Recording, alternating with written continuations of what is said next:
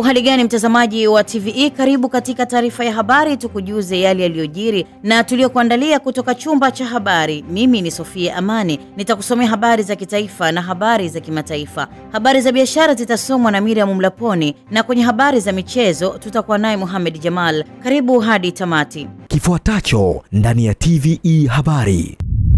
Mamia ya wananchi mkoa wa Kilimanjaro wajitokeza kuuaga mwili wa aliyekuwa makamu wa rais wa kwanza na waziri mkuu mstaafu hayati Cleopa David Msuya. Tanzania yatarajiwa kuwa na viwanda 1094 ifikapo mwaka 2030 vitakavyosaidia kutatua changamoto ya ajira nchini. Na katika habari za kimataifa, mafuriko yaua zaidi ya watu 100 nchini Kongo DRC.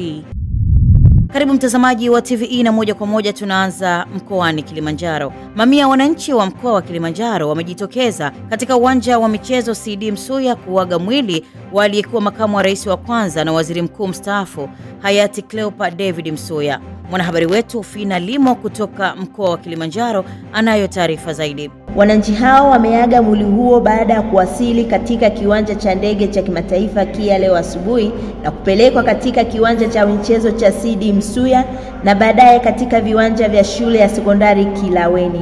Akiongoza ibada ya kuaga mwili huo, askofu mteule wa Dayosisi ya Mwanga Kanisa la Kiinjili la Kilutheri Tanzania KKT Daniel Mono amesema hayati Msuya alikuwa kiongozi mwadilifu, mwaminifu ambaye alikuwa akiishi na kutenda kile alichokiamini. Niangaliza mambo mengi ya mbele. Alinionyesha anavyolipenda kanisa na nilipata neema ya kuandika mengi. Nilipata neema ya kuomba naye na kumtakia baraka za Bwana. Sikujua kama ilikuwa ni siku ya mwisho ya kuzungumza naye, lakini mapenzi ya Mungu yametimizwa na mimi nilivuna hazina ya kwake. Akikuambia jambo, kimwangalia usoni, anachokisema kinafanana na uso wake. Mtu wa pekee sana, ambapo tuna watu wachache wa namna hii. Imani aliyoishi akiwa kwenye utumishi wa umma ndiyo ile ile aliyoishi akiwa kanisani. Kuna watu wengi wana rangi mbili, ana rangi ya kanisani na msikitini, halafu ana rangi ya kazini kwake. Ninaomba tusiwe kinyonga. Kupitia msiba wa mzee wetu tuwe na rangi inayotutambulisha. Waziri Mkuu mstaafu Mizengo Pinda amesema hayati Msuya atakumbuka kwa kupenda kusema ukweli hata katika kipindi kigumu. Alikuwa ni mzee mmoja ambaye kwa kweli katika hali ya kawaida ameacha mambo mengi mazuri. Na moja ambalo mimi nilikuwa nampendea sana, alipenda kusema ukweli hata katika mazingira magumu. Kwa sisi wapambe tulipokuwa bado wadogodogo, hata tujajua siku moja na sisi tungekuwa mawaziri wakuu, tulikuwa tunapenda sana mara nyingine kukutana naye. Mimi nimekaa naye mara kadhaa, simu na nini, tulikuwa tunachota busara tu. Mkuu wa mkoa wa Kilimanjaro Nurdin Babu amesema hayati Msuya alikuwa anajali maendeleo ya wananchi wa mkoa wa Kilimanjaro hata baada ya kustaafu. Mheshimiwa hayati Cleopa David Msuya, enzi ya uhai wake, alitoa mchango mkubwa katika maendeleo ya mkoa wetu wa Kilimanjaro na taifa kwa ujumla, na hasa hapa Mwanga, kwa sababu alikuwa mbunge kwa kipindi cha miaka 20. Tutamkumbuka hayati Cleopa David Msuya kwa mambo mengi mazuri aliyoyafanya katika mkoa wetu wa Kilimanjaro. Kama nilivyosema, hususan wilaya ya Mwanga ambayo imepiga hatua kubwa sana ya maendeleo katika wilaya hii, ikiwemo barabara, elimu, umeme, maji, na maendeleo yote haya yametokana na mchango wake mkubwa. Hayati Msuya ambaye alizaliwa mwaka 1931 katika kijiji cha Usangi wilayani Mwanga mkoani Kilimanjaro alifariki dunia Mei 7, 2025 kwa ugonjwa wa moyo wakati akipatiwa matibabu katika hospitali ya Mzena jijini Dar es Salaam, na anatarajiwa kuzikwa kesho Mei 13 katika makaburi ya nyumbani. Ni kushukuru sana Fina Limo kwa taarifa hiyo. Waziri Mkuu Kassim Majaliwa ameshiriki ufunguzi wa mkutano wa siku 2 wa maafisa watendaji wakuu barani Afrika ulioanza Mei 12 katika ukumbi wa hoteli ya Sofitel jijini Abidjan, Ivory Coast, akimwakilisha Rais Dr. Samia Suluhu Hassan katika mkutano huo ambao umefunguliwa na Rais wa Ivory Coast Alassane Ouattara na kuwakutanisha maafisa watendaji wakuu zaidi ya 3,000 wawekezaji na wakuu wa nchi na serikali. Taarifa zaidi inasomwa studio na Nezia Masinde. Akizungumza na washiriki wa jukwaa hilo, Rais Ouattara amesema kuwa mkutano huo utawezesha washiriki kujadili changamoto zinazozikabili bara la Afrika na kutoa majawabu ya changamoto hizo katika maeneo ya uchumi, fedha, mazingira na biashara.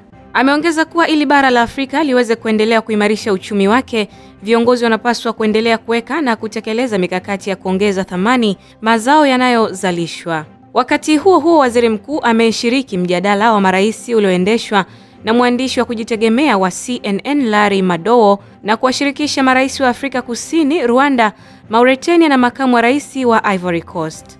Akichangia mjadala huo, Rais Cyril Ramaphosa wa Afrika Kusini amesema suala la amani na usalama mashariki mwa Kongo limepitia hatua kadhaa za mazungumzo na mashauriano hadi kufikia hatua ya majeshi kuanza kujiondoa kwenye eneo hilo. Whatever contribution others can make who are extra African is important, but in the end we must also remember the principle that we have adopted as Africa, that African problems or African solutions for African problems.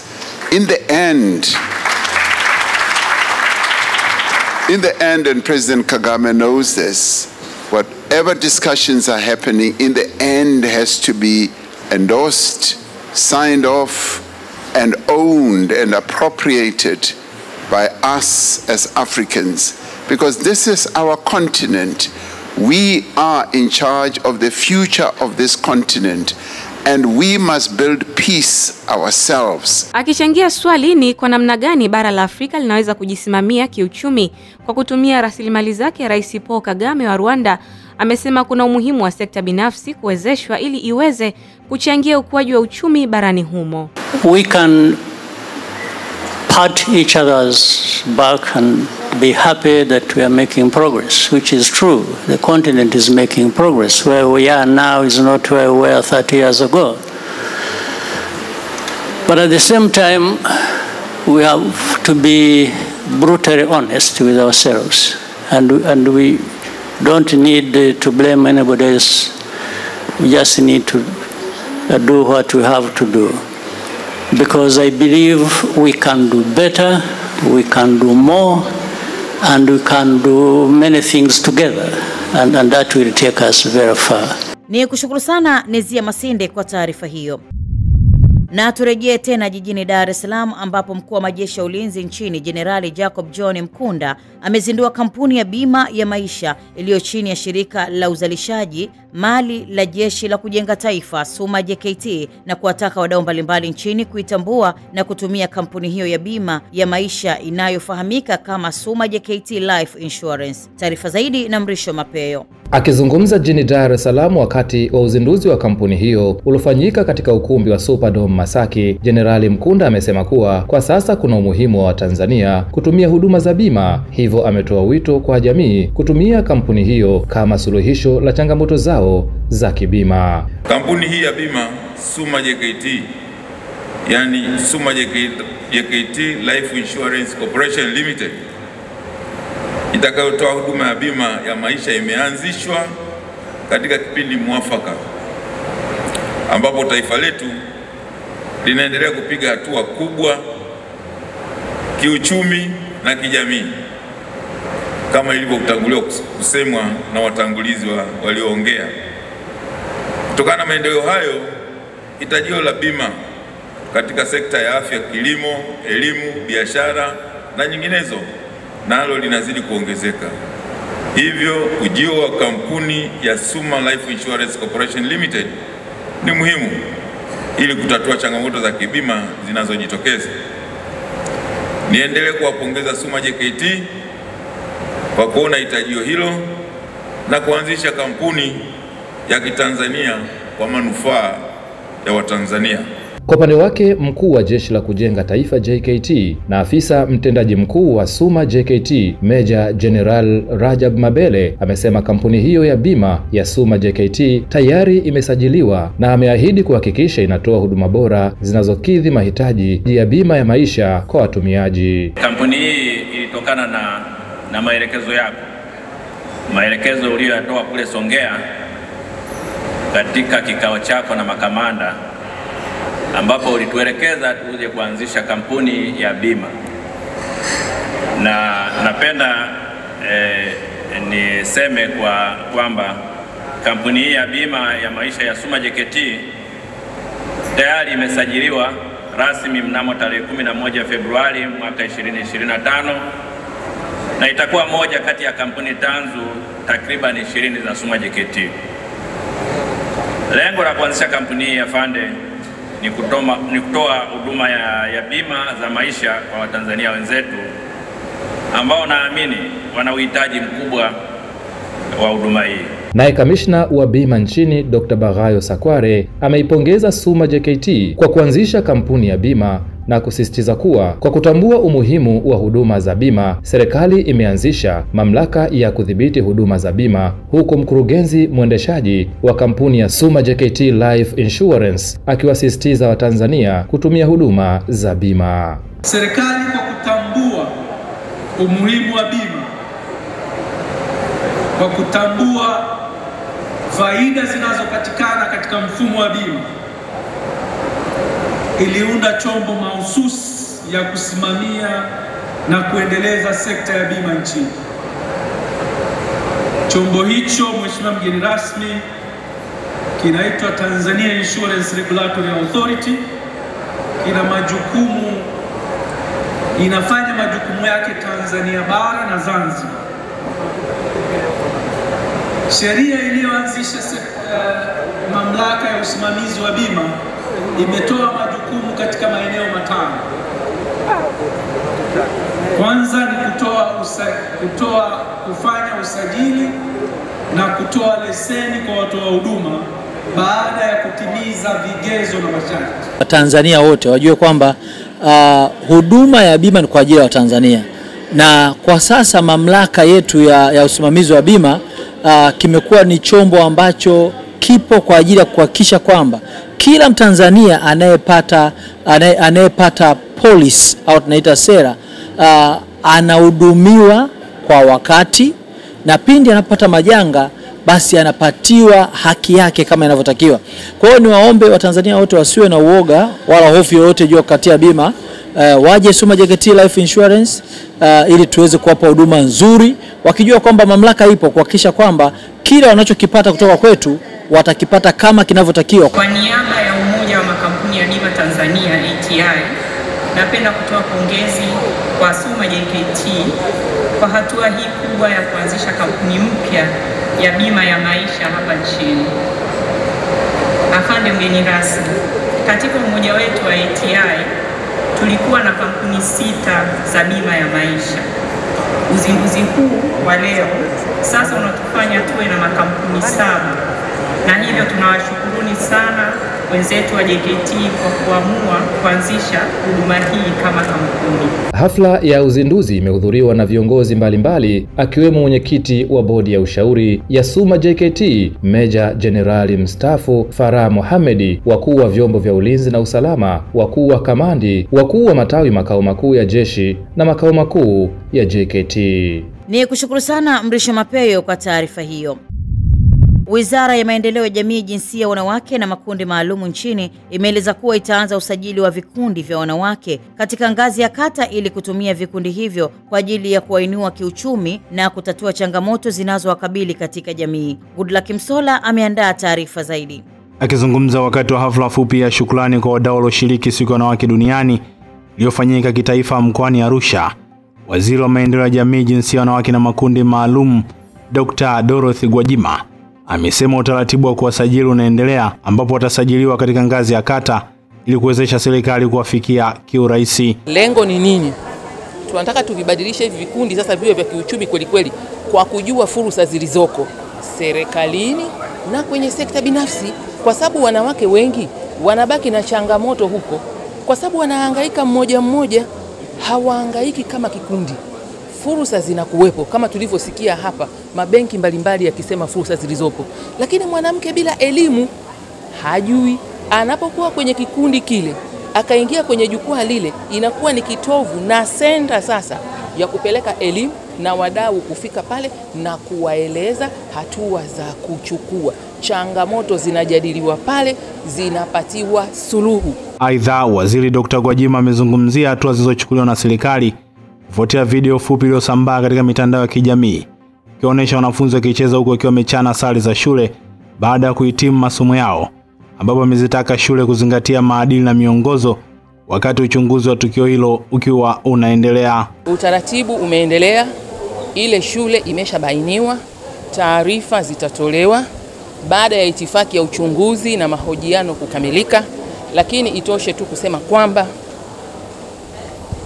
shule zina kanuni yake ya uendeshaji, shule itifaki zake na maadili yake na nidhamu yake.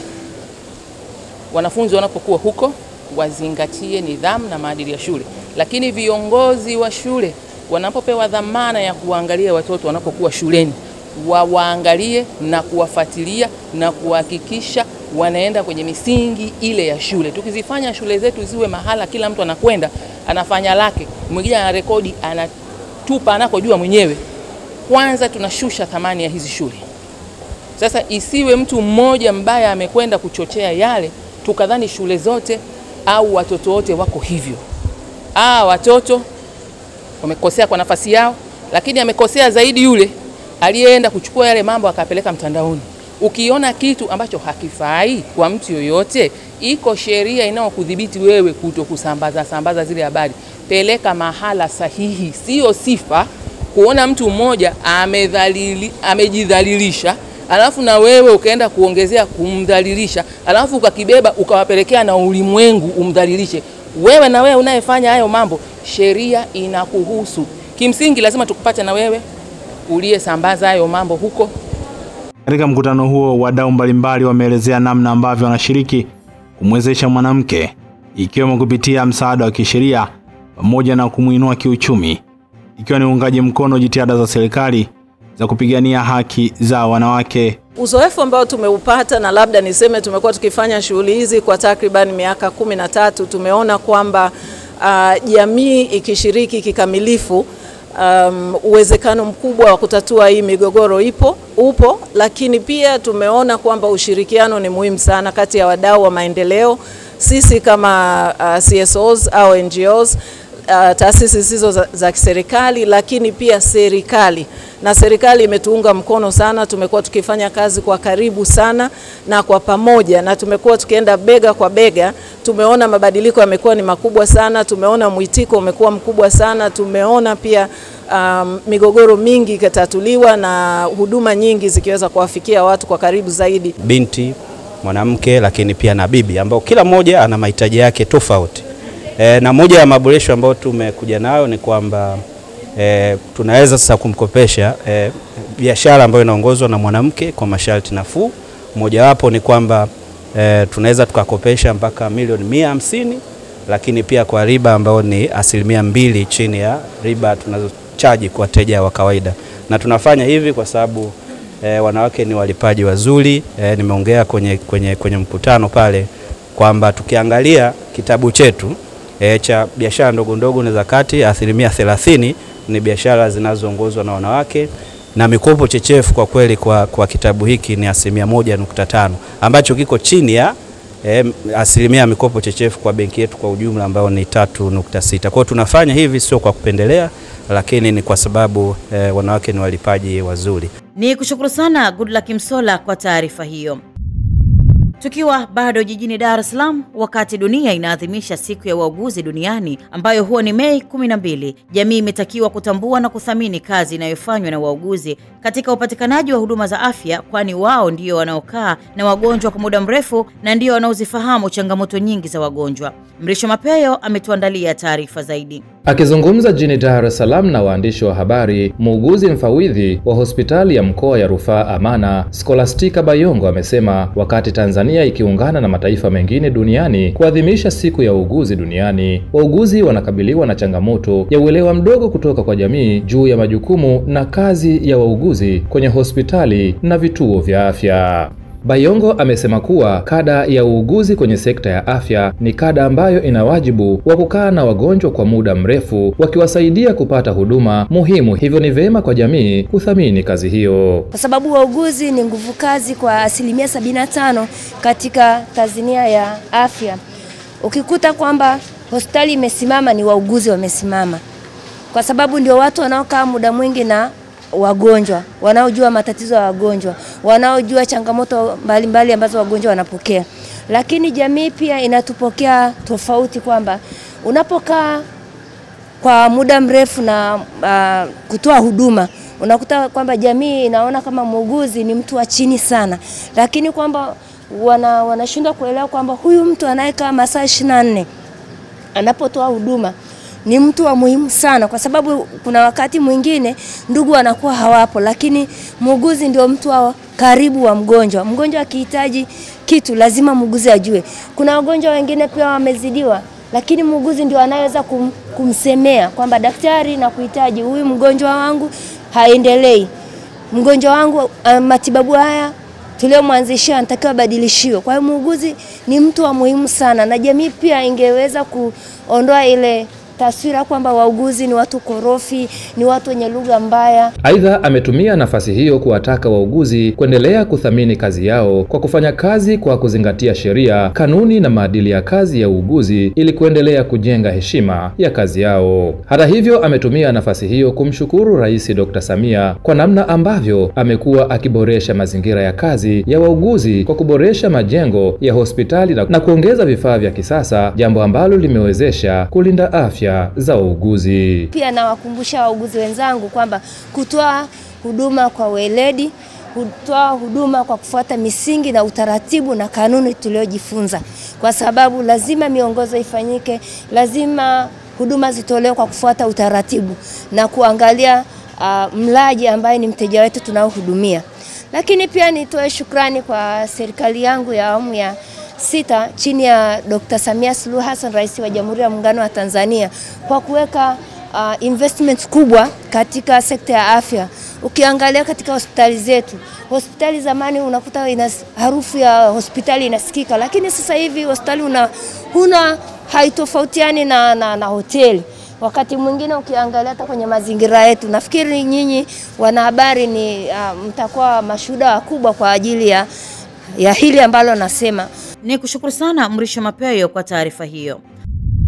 Na mtazamaji wa TVE, tuelekee sasa mkoani Njombe, ambapo serikali imeanza ujenzi wa chuo kikuu cha Dodoma tawi la Njombe, ambapo hii leo chuo hicho kimesaini mkataba na mkandarasi atakayejenga chuo hicho, ujenzi utakaogharimu kiasi cha shilingi bilioni 20 za Kitanzania, ambao utatekelezwa kwa kipindi cha mwaka mmoja na kampuni ya Dimetoclasa Real Hope Limited. Taarifa zaidi na Ibrahim Mlele kutoka Njombe.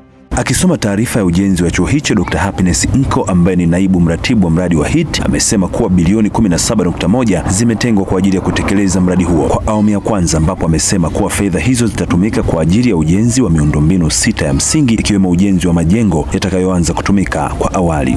Mheshimiwa Mkuu wa Mkoa na Meza Kuu, jumla ya shilingi za Kitanzania bilioni 17.172 zimetengwa kwa ajili ya kutekeleza awamu ya kwanza ya ujenzi wa miundombinu ya kampasi ya Njombe, na fedha hizo zitatumika kujenga miundombinu 6 ya msingi kama nitakavyoitaja hapa chini. Miundombinu ya kwanza ni jengo mtambuka la taaluma. Jengo hili limebuniwa na litakuwa na ghorofa 3 litakapokamilika. Awamu ya kwanza itajenga ghorofa ya kwanza, yaani D+1, na ghorofa 2 zitatekelezwa hapo baadaye kadri fedha zitakapokuwa zinapatikana. Jengo hili mtambuka la taaluma litachukua eneo la mita za mraba 3465 na litakuwa na madarasa, maabara na karakana pamoja na maktaba. Mheshimiwa Mkuu wa Mkoa na Meza Kuu, jengo la pili ni jengo la utawala ambalo litakuwa na ofisi mbalimbali za viongozi wa chuo na lenyewe litachukua mita za mraba 1880. Ni jengo la ghorofa moja G+1 na hili litajengwa katika awamu ya kwanza. Akizungumza kwa niaba ya wizara, Injinia Hannington Kagiraki ambaye ni mratibu wa majenzi kupitia mradi wa HIT kitaifa amemtaka mkandarasi anayetekeleza mradi huo kuzingatia muda uliowekwa katika mkataba aliyousaini hii leo.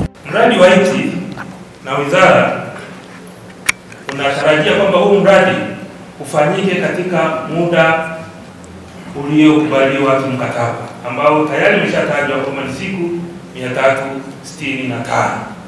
Kwa hivyo mwakani tarehe kama hizi tunatarajia kuwa majengo yetu yote na kazi yetu yote itakuwa imekamilika. Mkuu wa mkoa wa Njombe Anthony Mtaka ndiye aliyekuwa mgeni rasmi katika utiaji saini wa mradi huo, ambapo ameipongeza serikali kupitia wizara na chuo kikuu cha UDOM kwa kuamini wakandarasi wazawa kutekeleza mradi huo. Njombe tuna watu 800, naamini chuo kitatuongezea idadi ya watu.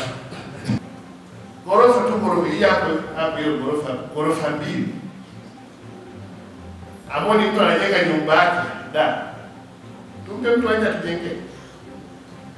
Kwa bilioni 20 hizi tutakuwa tumezendea haki. Mimi profesa nakushukuru, na haya naamini kwamba ndio mambo ambayo Mheshimiwa Rais anaposema tujenge sekta binafsi. Nasikia Rostam Aziza ilikuwa nzuri sana. Tutajenga uchumi wetu sisi wenyewe kama taifa. Hakuna mtu wa kutujengea. Lakini ili tujenge uchumi, lazima sisi wenyewe tuaminiane. Mabenki ya waamini wa Tanzania na Watanzania wao waaminifu kwenye mabenki. Taasisi zenye miradi ziwaamini wa Tanzania. Kwa mimi nimefarijika sana. Dickson Mwipopo ni mkurugenzi anayetekeleza mradi huu. Tumepewa kazi hii kama wazawa, sisi tunashukuru sana. Tunaenda kutekeleza kwa mujibu wa mkataba wetu kama ambavyo umesema. Nikiripoti kutoka katika viunga vya mkoa wa Njombe, TVE Habari, mimi ni Ibrahim Godfrey Mlele. Ni kushukuru sana Ibrahim Mlele kwa taarifa hiyo. Na tuelekee sasa mkoani Geita. Ikiwa imesalia miezi michache kuelekea uchaguzi mkuu wa rais, wabunge na madiwani wa Tanzania wamehimizwa kudumisha umoja, mshikamano na upendo ili kuhakikisha uchaguzi unafanyika kwa amani. Taarifa Joel Maduka kutoka Geita inafafanua zaidi. Hayo yameelezwa katika ibada maalum iliyoambatana na alambe ya kuchangia ujenzi wa kanisa la ACT Jerusalem lililopo Mgusu wilayani Geita. Ibada hiyo imeongozwa na mchungaji John Ndaloka kutoka kanisa la ACT Sengelema mkoani Mwanza. Katika mahubiri yake ametoa wito kwa Watanzania kutumia uchaguzi kama fursa ya kudumisha amani na sio chanzo cha migawanyiko. Tunapoomba mbele za Mwenyezi Mungu ambaye ni Mungu wa amani, tunaomba amani katika taifa letu. Vurugu zote ambazo zinaleta viashiria vya machafuko, tunaendelea kumwomba Mungu avitokomeze mbali katika taifa letu. Tumezoea kuishi katika taifa hili la Tanzania kwa amani, na tunafanya chaguzi zingine zote tunazimaliza kwa amani. Tunaomba hata mwaka huu Mungu aweze kutusaidia tumalize uchaguzi huu kwa amani. Waumini na viongozi wa dini mbalimbali waliohudhuria ibada hiyo nao wameunga mkono wito huo, wakisema amani ya taifa inatokana na kuwepo kwa uongozi imara na ushirikiano wa wananchi. Bila amani nchi inakuwa iko hatarini sana. Kwa sisi raia wema tunahitaji amani sana nchi. Na bila amani machafuko yanakuwa ni mengi sana. Niombe kitu. Uchaguzi ujao wa miezi ijao hapa tunaomba uwe wa amani, sera ziwe nzuri, watu watangaze sera zao vizuri, kisha tupate viongozi walio bora mbele ya taifa letu. Uchaguzi upo, lakini baada ya uchaguzi kuna maisha. Kwa hiyo uchaguzi hauwezi ukaondoa amani ambayo baada ya uchaguzi kuna maisha. Kwa hiyo sisi tunasema kwamba uchaguzi ukiwepo ina maana utatupa fursa ya kuchagua kiongozi atakayeendeleza amani kama ilivyo sasa. Mimi niombe kwamba asitokee hata moja ambaye atatamani kuiondoa amani tulio nayo Tanzania. Na hayo niombe Mungu atusaidie tuyaishi sisi sote kwa umoja wetu wa Tanzania, tusigawike katika siasa za aina yoyote. Katika lambe hiyo waumini wa kanisa la ACT Jerusalem Mgusu wamechangia kwa hali na mali kufanikisha ujenzi wa kanisa jipya kutokana na changamoto ya jengo lisilo rafiki kwa ajili ya kuendeshea ibada. Ni kushukuru sana Joel Maduka kwa taarifa hiyo.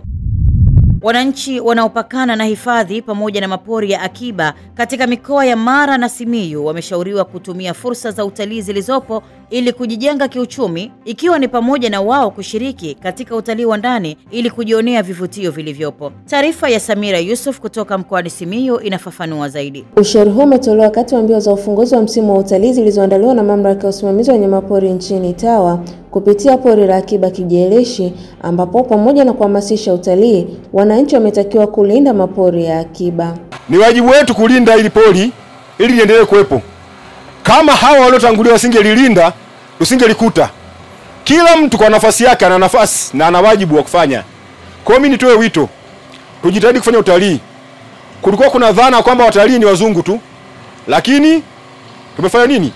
Imethibitika kwamba utalii hata sisi ni kitu cha ajabu. Sisi tunakivutio hapa tunashindwa kutalii. Watu wanatoka Ulaya, wanatoka Amerika, wanatoka Asia, wanatoka wapi?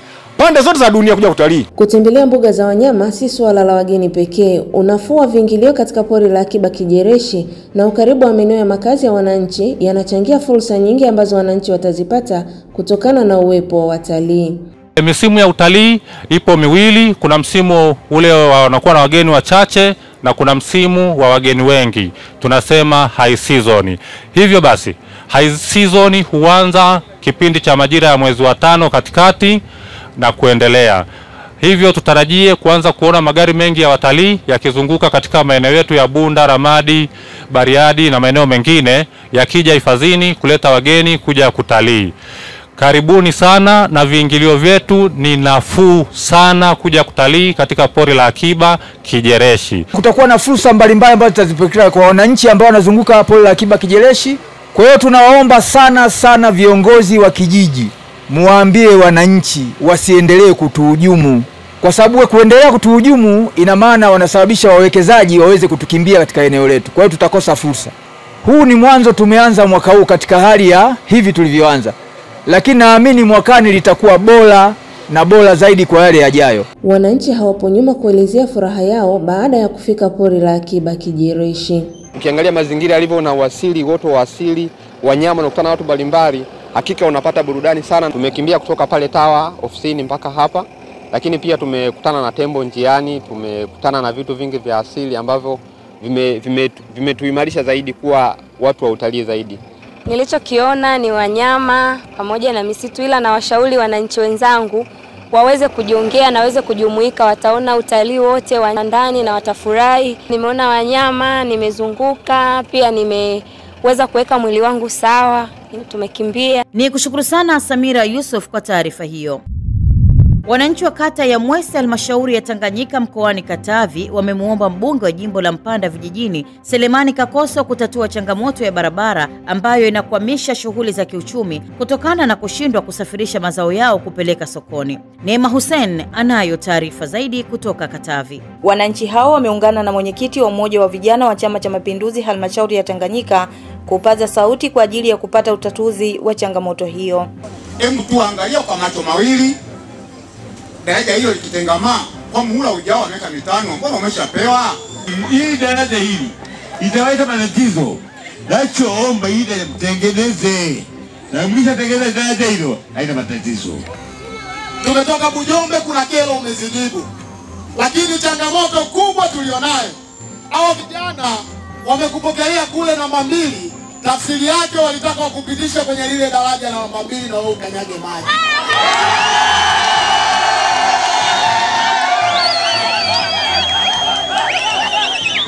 Ilikuwa dhamira yao kubwa. Mheshimiwa mbunge, najua ukipata wasaa wa kuja, najua utalisemea lile daraja. Kimsingi imekuwa ni changamoto kubwa kwenye maeneo yetu.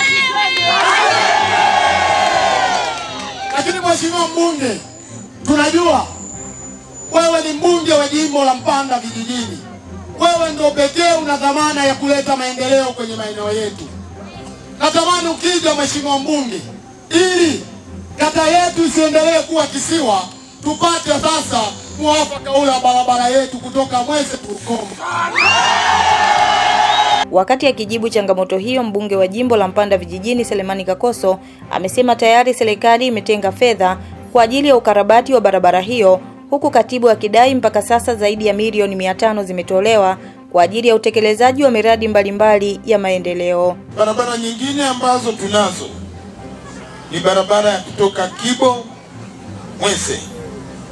Barabara hii kila mwaka inatengewa fedha kwa ajili ya kuimarisha huduma ndani ya eneo hili.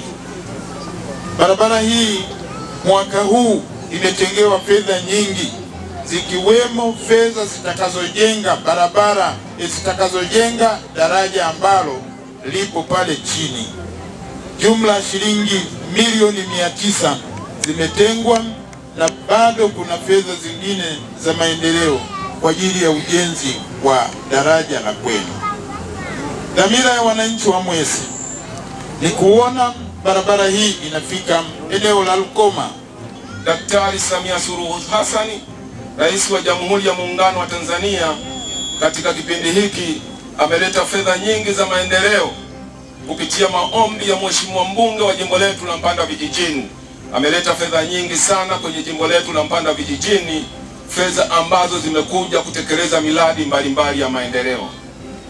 Katika kipindi cha miaka 4 kutoka 2020 hadi 2024, wilaya yetu ya Tanganyika ambayo ni jimbo la Mpanda Vijijini imepokea jumla ya shilingi bilioni 886 milioni 668,357.